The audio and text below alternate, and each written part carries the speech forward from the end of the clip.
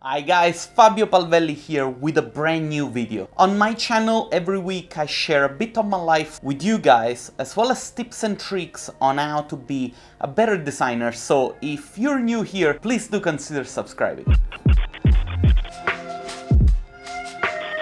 Okay, this week is me answering one of your Instagram messages. If you want to ask me a question, Instagram is the place to go.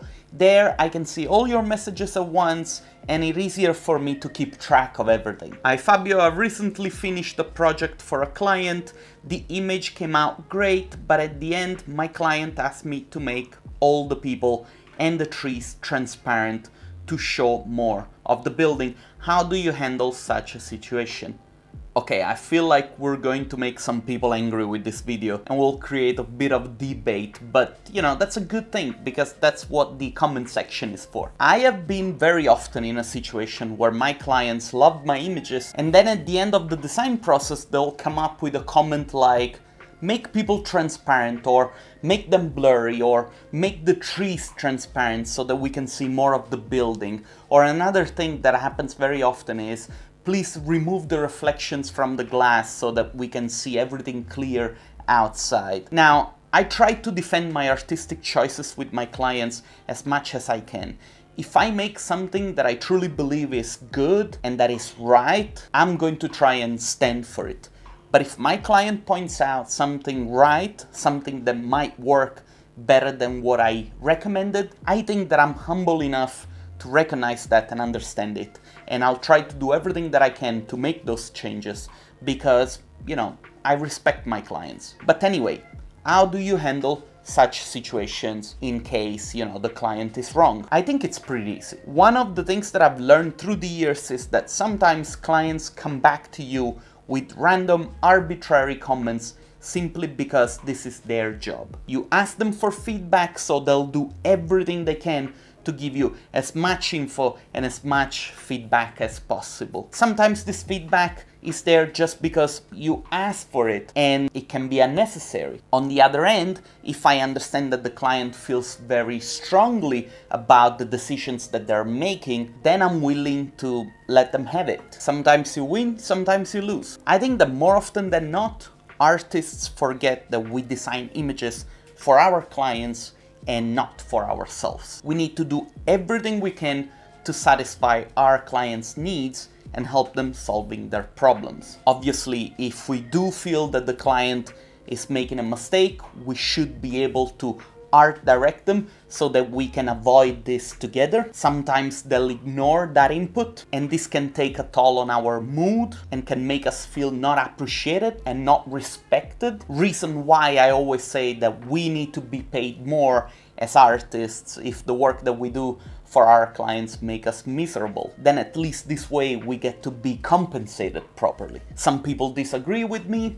I personally feel very strong about this. Now, I'm going to make some technical considerations and I'll be happy to hear your thoughts about this. There are different reasons why clients might not like to have people in their images, or they might like to have them, say, blurry or transparent. The technical aspect of inserting people in an image, it is challenging and not as easy as artists care to admit.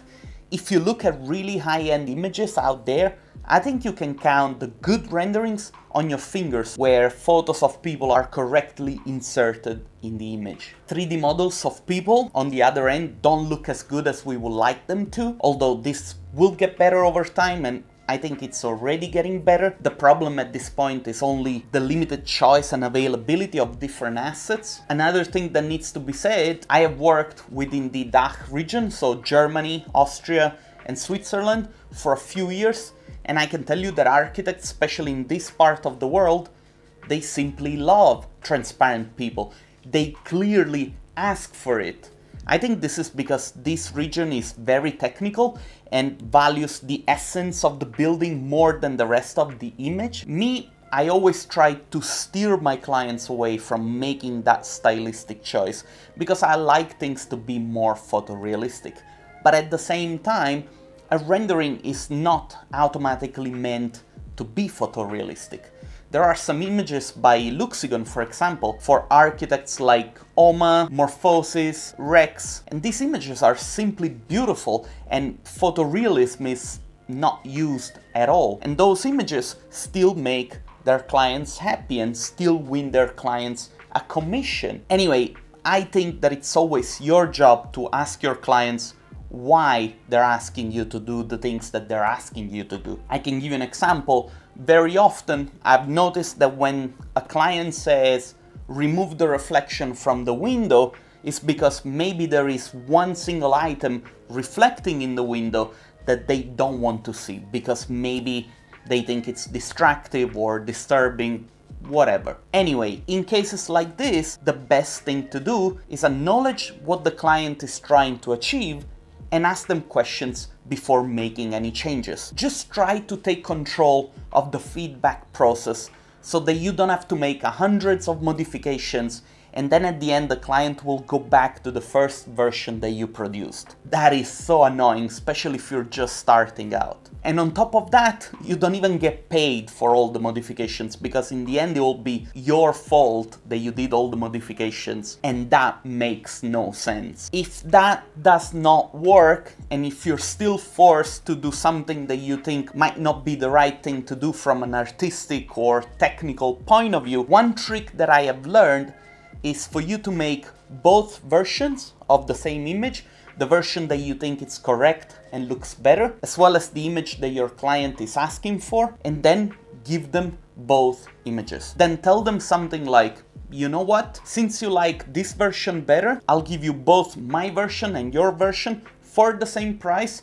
So effectively they're getting one image for free so that you can spend a little bit of time looking at them and then make your mind up. You do this at the end of the design process, not during, because otherwise they'll start asking for free images and that's a slippery slope. By giving them both images, you can use the image that you like the most for your own portfolio, and hopefully over a longer period of time, clients will slowly come to the understanding that your suggestions, what you're trying to recommend for them to do, might look better than their comments and suggestions. Anyway, this process gets easier over time. The more you deal with these issues, the better you become at solving them. I'm curious to hear your opinion about this. Share this video, get the conversation going. I guess this is all I have for you today.